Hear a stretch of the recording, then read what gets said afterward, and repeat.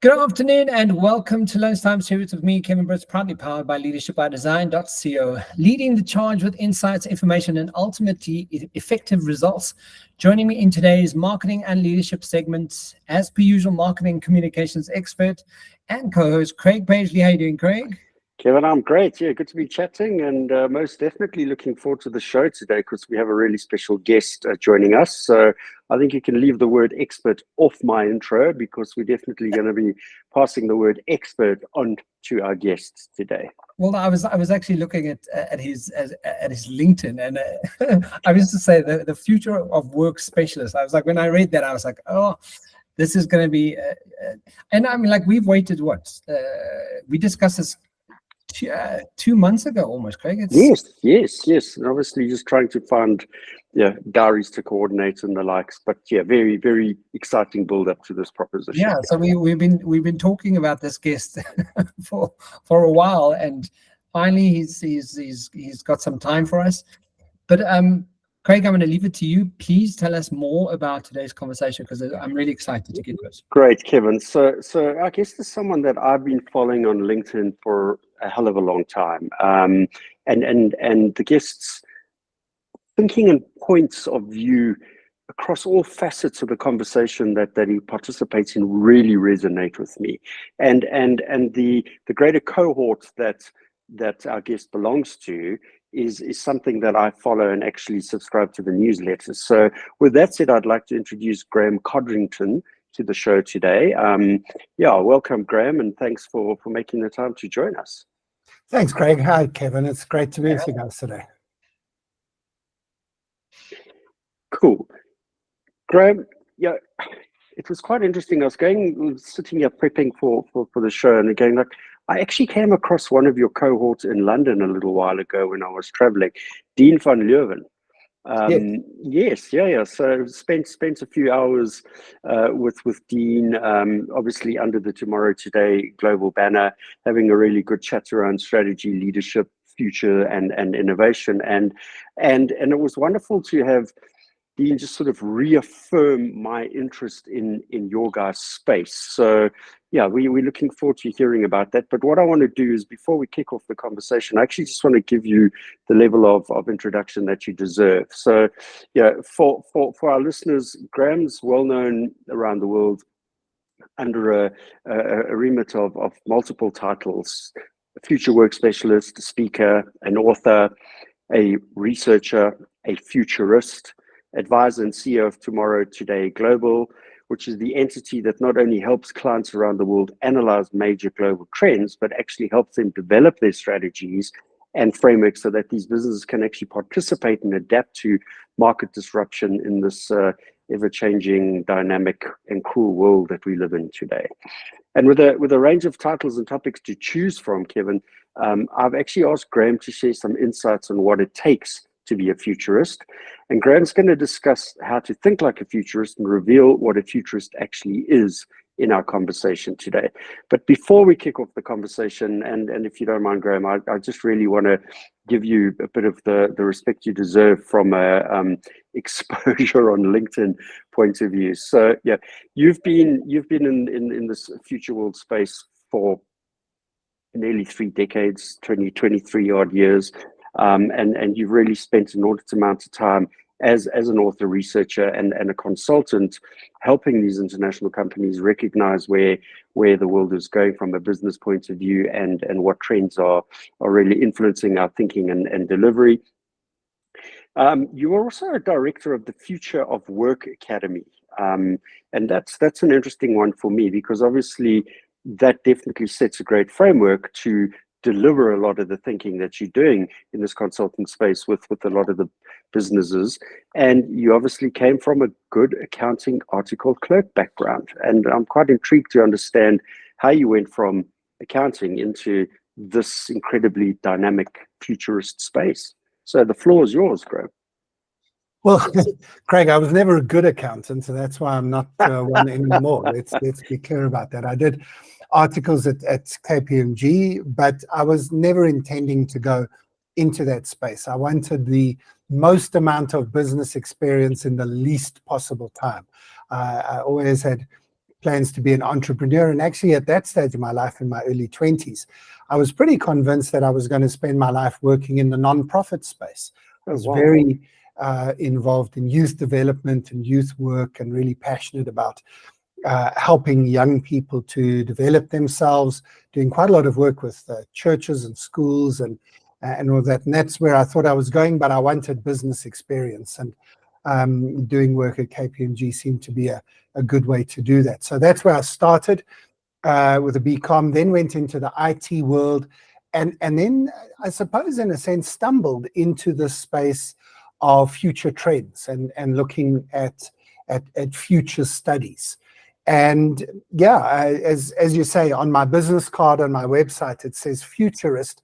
I keep debating with myself about that label, because I think some people hear it and then they picture that I must have a caravan with a crystal ball, and I go and sit outside Santon CBD, and all the CEOs come down at lunchtime to get their fortunes told. And of course, that isn't what it is. Nobody can predict the future. But what we try and do, and I suppose our company name says what it does on the tin, it's tomorrow today. And we spend half our time trying to anticipate disruption and prepare for what could happen without predicting what could happen.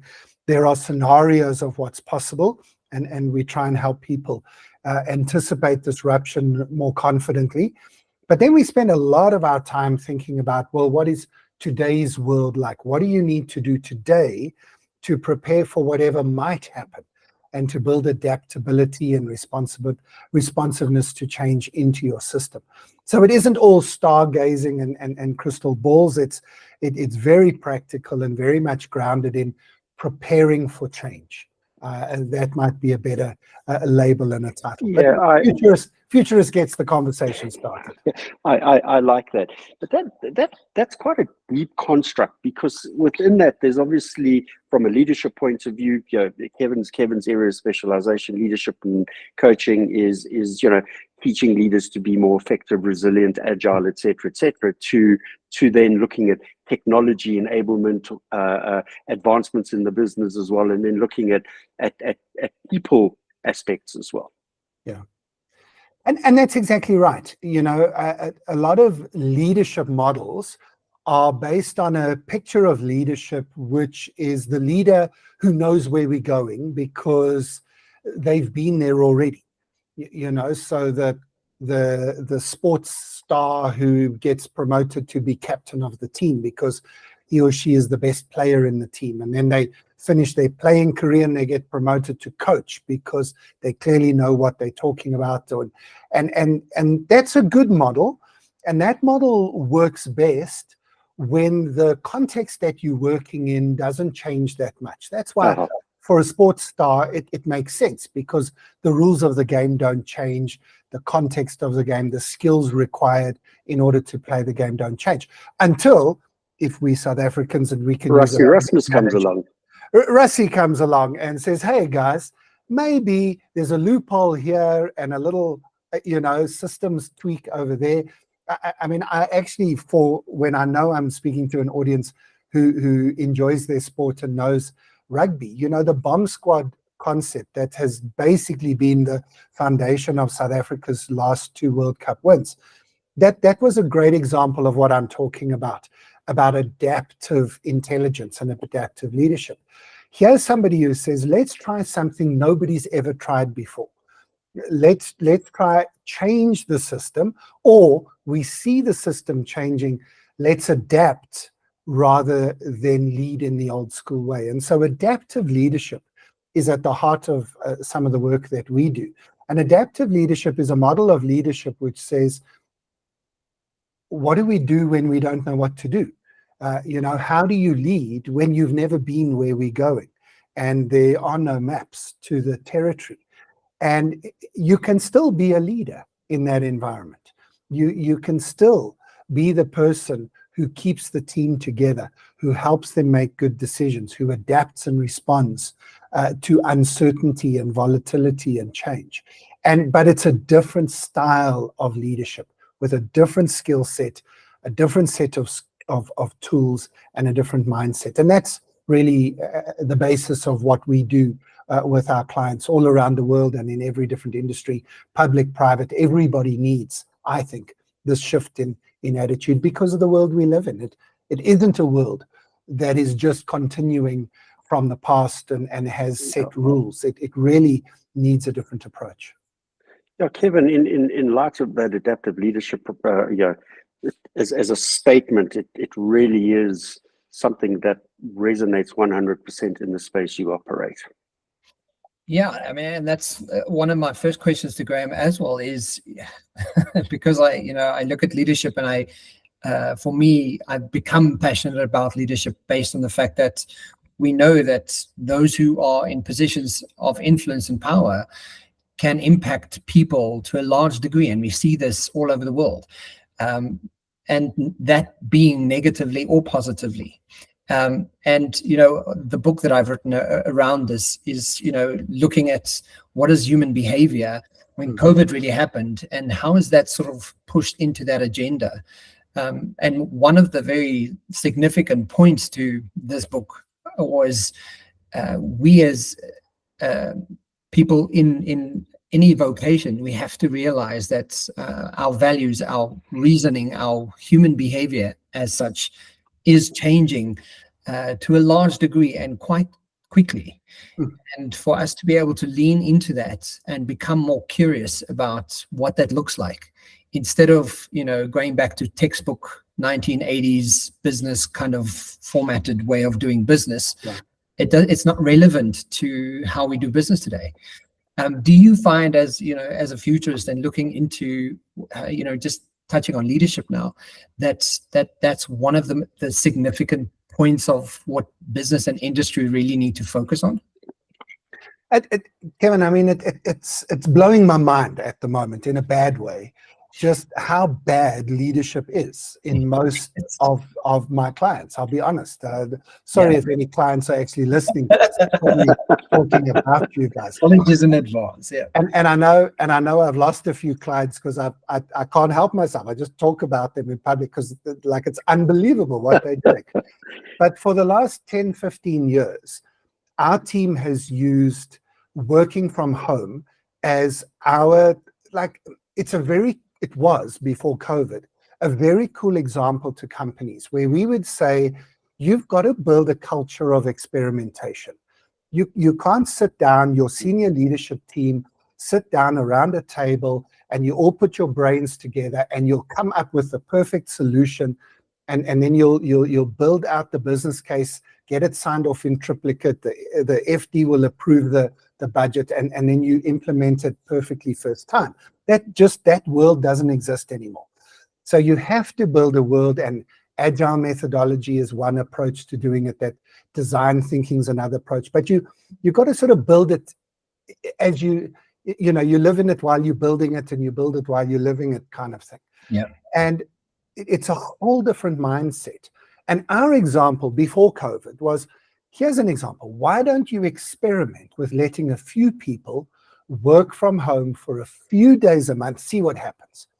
And like leaders would just plutz all over the place at that. No, it's not possible. You can't. No, Graeme, you're crazy, man.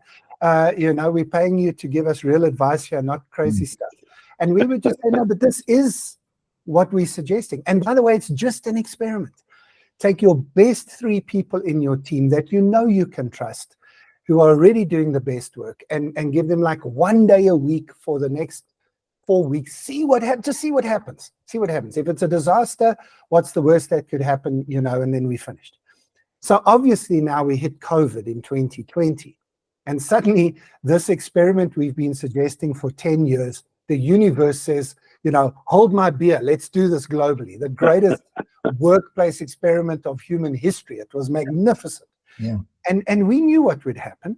We knew that it's not the perfect solution. We're not saying everybody should be forced to work from home forever. That's not the solution. But we knew that it would work. We knew that people would be fine.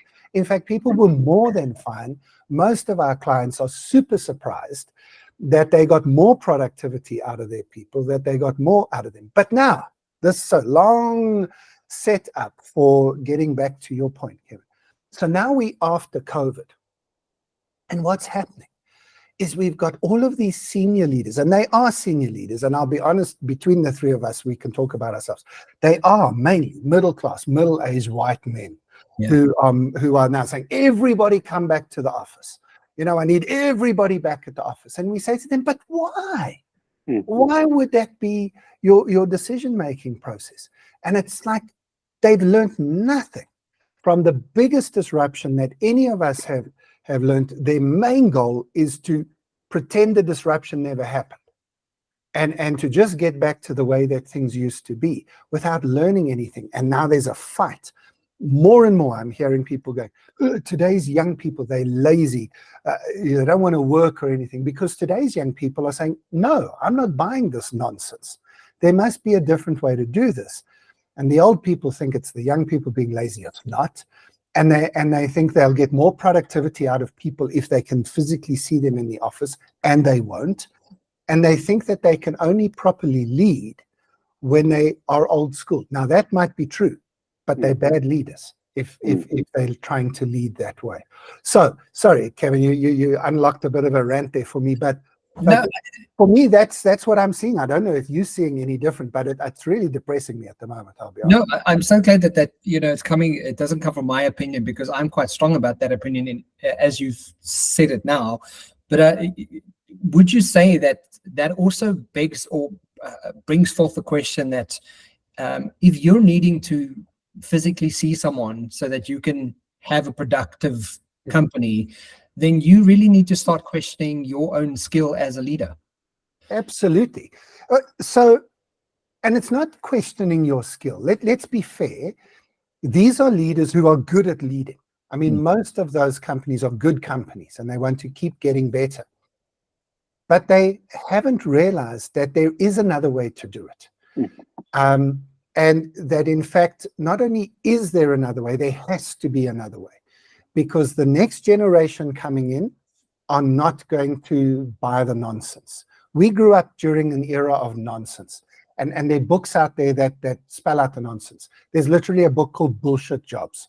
And that's literally the title. I don't know how they got it through all the censors, but it gives us permission to say bullshit jobs on a podcast because it's a book title. But that's the problem. That book perfectly sums up what at least 30% of people are doing in corporates. Nothing. They're filling in gaps that shouldn't be there.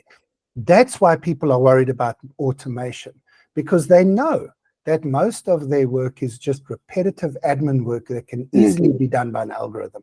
And so they're rightly nervous that they can be replaced. I'm not talking about the laborers replaced by robots. I'm talking about the middle managers replaced by AI. And so there's all this fear in the system.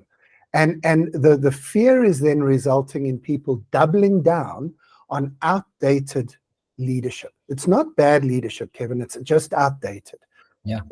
If we were working at McDonald's, where nothing changes, and in fact, you don't want anything to change. The burger must be the same. It's always been for 50 years. That's why people come to the shop, because they want the burger to be the same that it's always been. And if you change it, they will complain. If that's your industry, then top-down, authoritarian, let me see you leadership is perfect. So let's not call it bad leadership. But if you're not in that environment, if you're in an environment of disruption and uncertainty and volatility and change and all the rest, well, then that leadership is going to be a disaster. Not just bad, disastrous. And that's the shift that has to happen. That particular aspect really plays nicely into our show of 2 weeks ago, Kevin, where we looked at the top 5 leadership trends that will actually drive success in 2024. And one of the key, it was actually trend number 4, is remote leadership skills.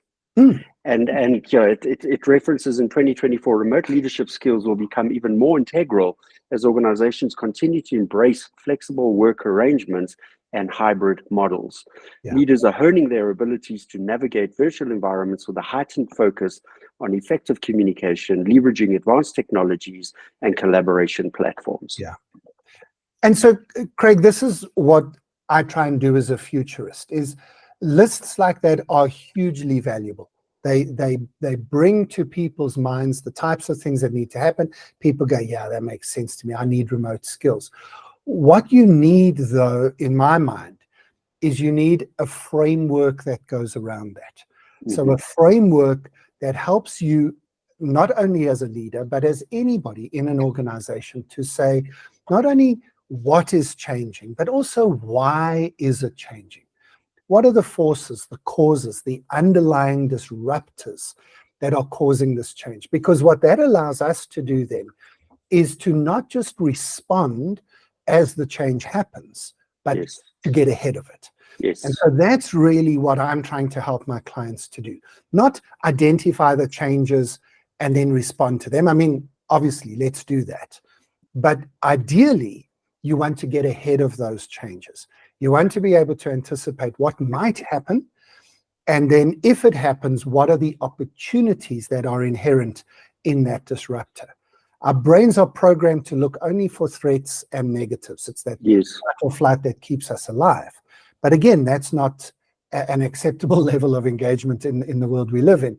We've got to get to that opportunity mindset to say, beyond the threats, there are opportunities here for us. And if we can spot those in advance, prepare ourselves in advance of that disruptor coming, then when that disruptor hits, we're ready to unlock the opportunities it brings for us. Opportunities individually, as teams, and obviously for our businesses. Just to pick up on that, Graeme, obviously we're going to get into the depth of what it takes to be a futurist and how to think, etc. But the reality is, in your organization, you must have quite a strong multidisciplinary set of skills around you, because each organization is inherently structured around its own technologies and outputs, and a threat in one organization is perceived as different in another.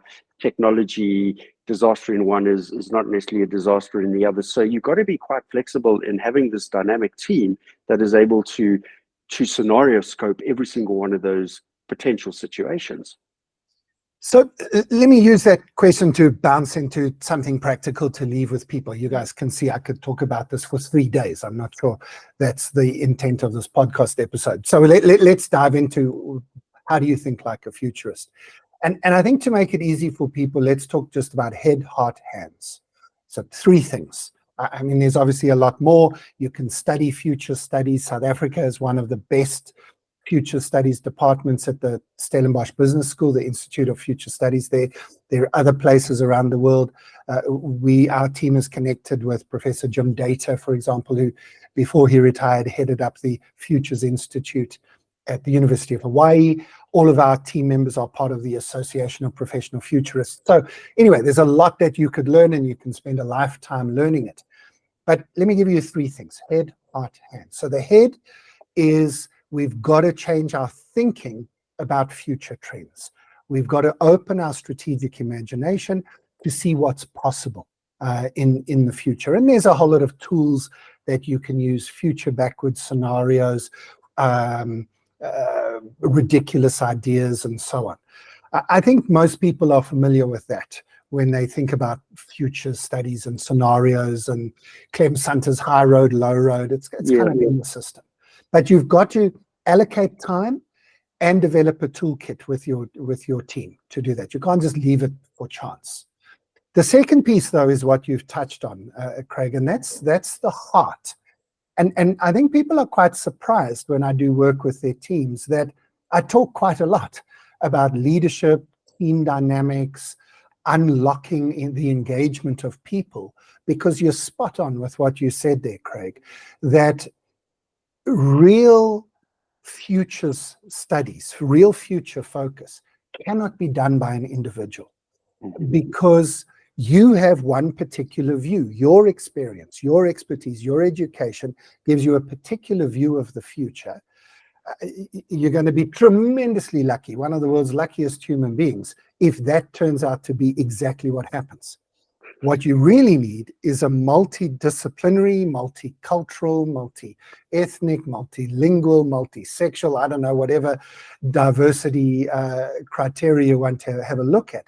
But the bigger the set of worldviews that you have access to, that help you to think about those future trends that your brain's supposed to think about, the better your scenario planning is going to be.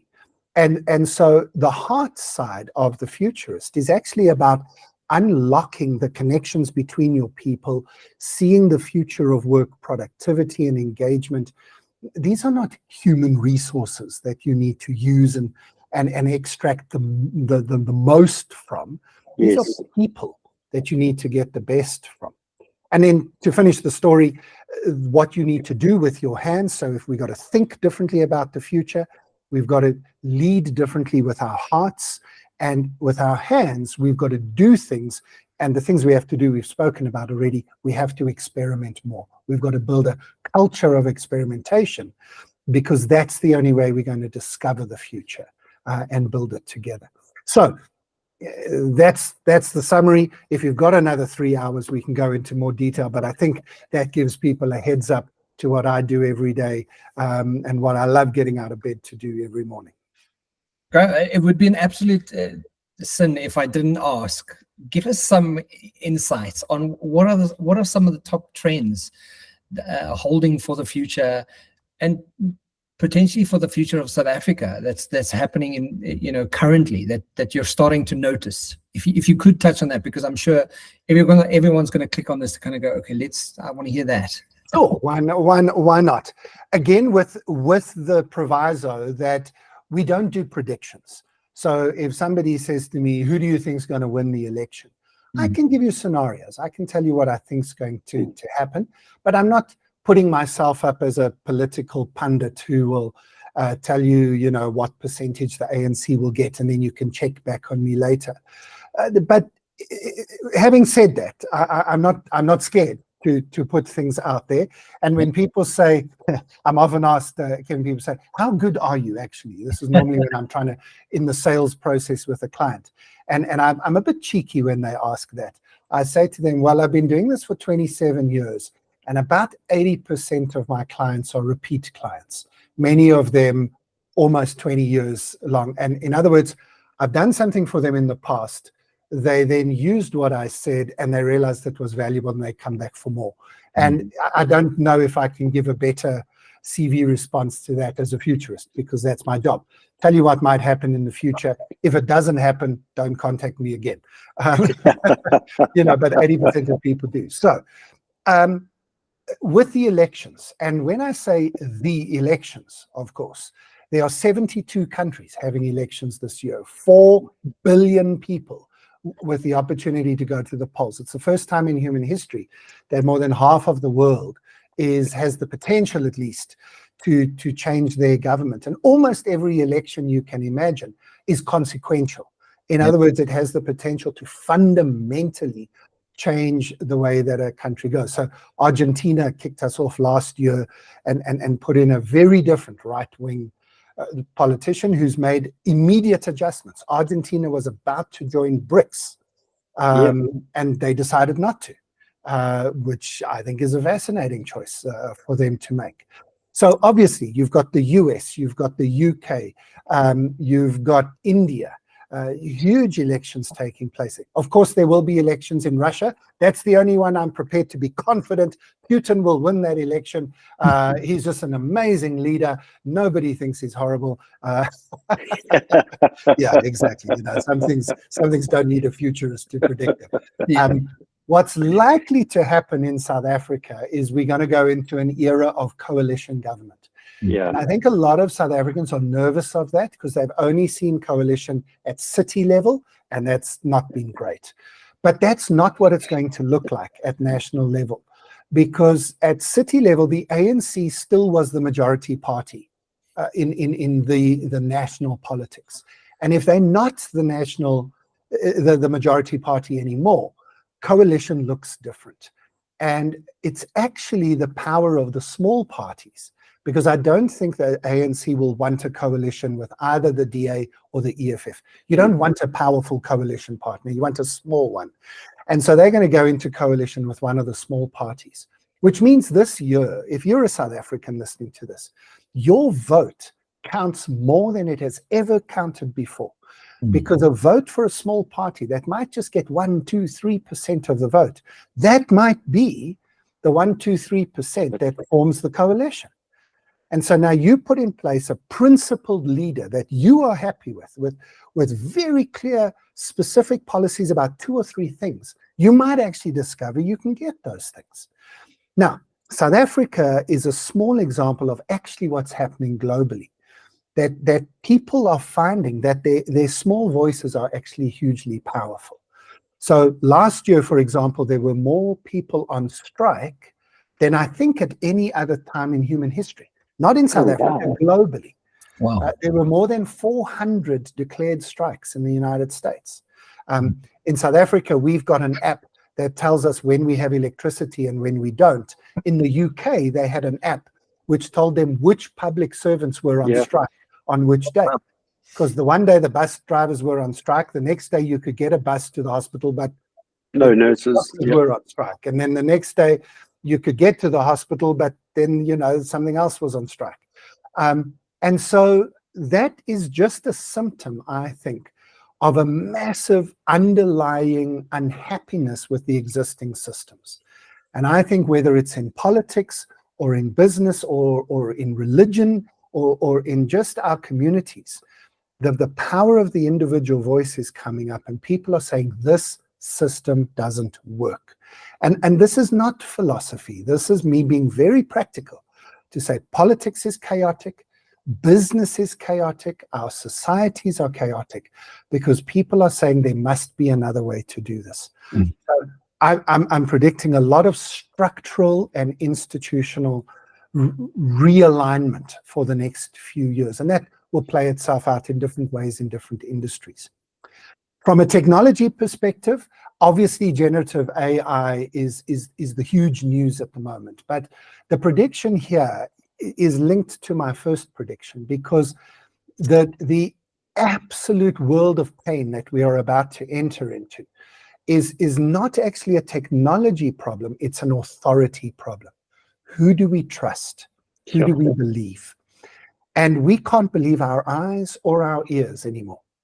You can't believe that a picture is true just because it's there. You can't even believe a video happened because it looks real. Anything now can be manufactured. And that's going to cause absolute existential crisis in our organizations, going to cause havoc in the political environment. But after all the politics has subsided, there are going to be companies who are going to have fake videos produced about them, and the CEO apparently saying something really horrendous that everyone wants to cancel her for. And then she says, well, I didn't say that. And you say, well, now who do I trust? And I'm really, really, really excited, because in the next 12 to 18 months, somebody's going to solve that problem. They will become maybe the world's first trillionaire, because it's the biggest problem we're facing as humanity. About 25 years ago, a South African young guy saw the same problem. He said, how do people know that the website I'm visiting is actually the website I think I'm visiting? And he created a little key. It's the S in HTTPS. His name is Mark Shuttleworth. Mark Shuttleworth, yeah. By the way, he was the first civilian in space. All these, Elon Musk and all these guys last year, we were going to be the first billionaire in space. Oh, Mark Shuttleworth's like, guys, already been done. Did you forget about me? Because he's not been one of those billionaires. I don't know if he was a billionaire, but he made plenty of money 25 years ago and then just carried on doing good in the world. That's the South African way. And I think we're going to have somebody who comes up with a solution that is very similar to what Mark came up with websites, to come up with information. So if you want a specific prediction, something around how we trust information, the verification of information.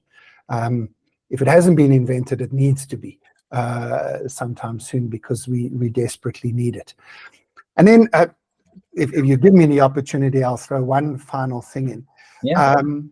Climate change and extreme weather is just going to get worse before it gets better. I think we have crossed the tipping point of this heat, this 1.5%, 2% thing. We're going to have rotten weather, hot summers, cold winters, wetter rains, drier droughts. And again, not that I'm excited about that, that's going to be a huge impact on a lot of people.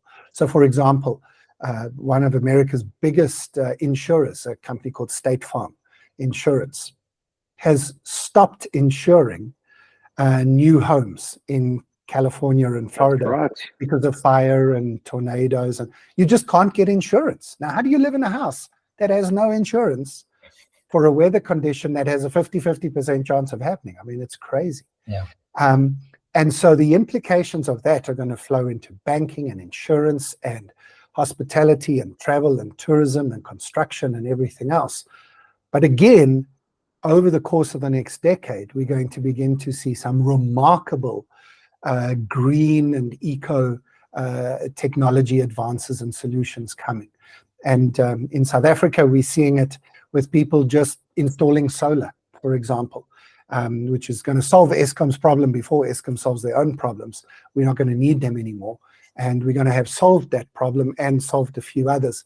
And so I'm cautiously but reasonably optimistic that we'll overcome our political issues, that we'll deal with some of the economic issues, that we'll deal with some of the climate change issues. And I see actually some good news ahead for the next few years. That's really cool to hear those points. Yeah, and obviously a nice build and segue from one to the other. A topic that I want to just throw out there and really get your point of view on whether leaders are actually believing it, understanding it, and applying it effectively is the principle of purpose. And what is the role that is playing in helping make decisions to make their businesses more agile and adaptable for the future? Sure, I'm trying to help us keep the time here, but you've asked the question. You could flick Go for it, Graeme. Go for it. Get me going for hours here. The other danger, Craig, in the question that you've asked is I might answer this in a way where you lose all your capitalistic business listeners, because I don't think the two options are capitalism and communism. I think both of those options have proven to be insufficient for the times. Yes. Those were the two options we came up with about 250 years ago, both of which said, pick me. This is how we build a better life for all, to coin a phrase, or steal one anyway. And both have failed, and I think actually they've failed for the same reason. The rich people took too much money out of the system, both systems, and they were never properly implemented. But Craig, what I think you are saying there, if I frame it differently, you are just describing capitalism. And we've put this veneer of purpose on it so that we can pretend that we're not like rent-seeking slave owners. And I'm sorry to use emotive language, but most business leaders that I work with, lovely people, but if they had a chance, they would pay their people nothing and never let them go on holiday and demand that they are shackled to their desks. And they can argue all they like with me, but their actual actions indicate that that would be their preference if regulation didn't stop them. And that is late stage capitalism, which sees people simply as resources to be used up. And the owner class, the owners of those businesses, take out way too much of the money. They pay the CEOs way too much for the value the CEOs actually add. And they don't invest back in their businesses. And then they put this purpose statement up in the reception area as if that solves all their problems. So I could have just said no to your question. Do you think people take purpose seriously? No, they don't. And they should, because I believe that what is emerging, and this comes back to everything we've been talking about, what is emerging, I think, is a new way. And I don't think it's emerged yet, and I don't think we know what it looks like, but I'm guessing it's going to be purpose-driven one way or the other.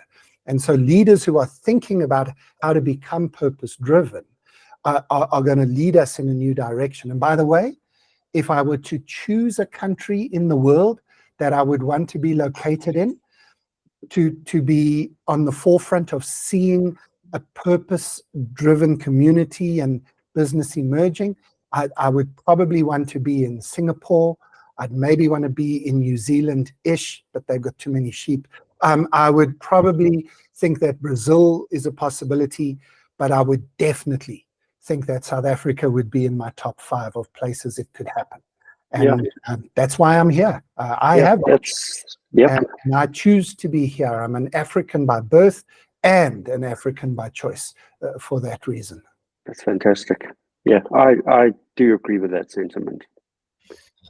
Great. Well, I mean, we could have another 2 hours, clearly. We could. Maybe we do another episode at some stage. We need to have you back. But if you could summarize just some of the takeaway points, or and kind of give us what your takeaway message of today would be. And I know we invited you around futurism, but I mean, you speak about cautiously optimistic, and I think the way that you prefaced that and the way you positioned it, makes us think differently about where we're living and what we're doing and how we're doing it. Yeah. If you could leave, a sentiment, what would that be?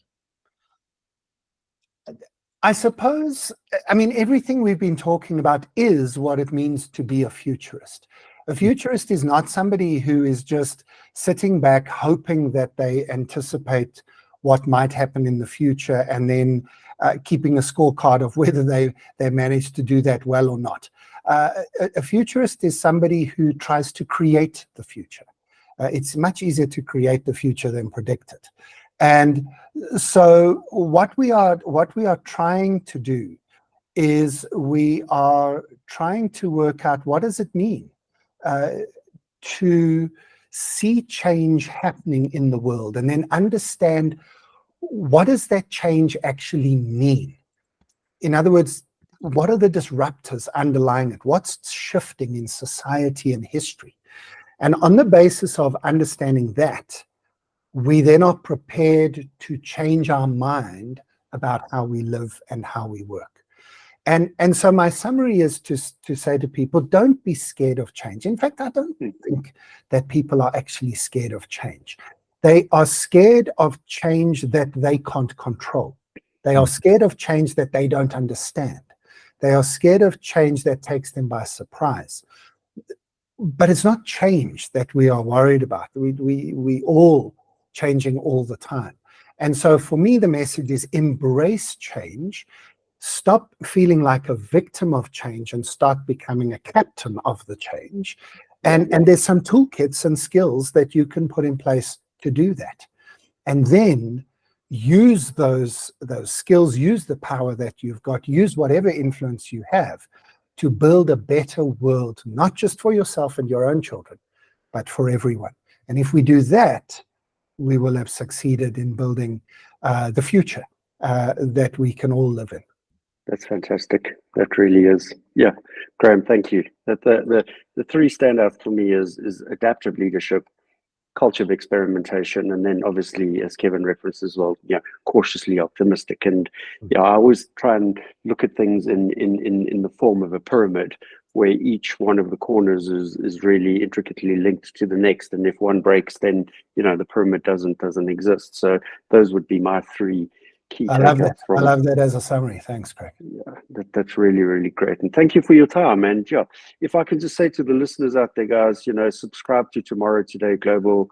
It is a great newsletter. They're really, the conversation is digested in a really meaningful and simple and understanding way, and it can then take you down the rabbit hole into many more areas of investigation, but a great newsletter that I thoroughly enjoy reading. So worth jumping onto that. Kevin, from your side? The QOT for today, guys, and I think it's quite applicable. I wish for a world where people understand that life is short. So today is the time to do big things, and that's from Robin S. Sharma. That's fantastic.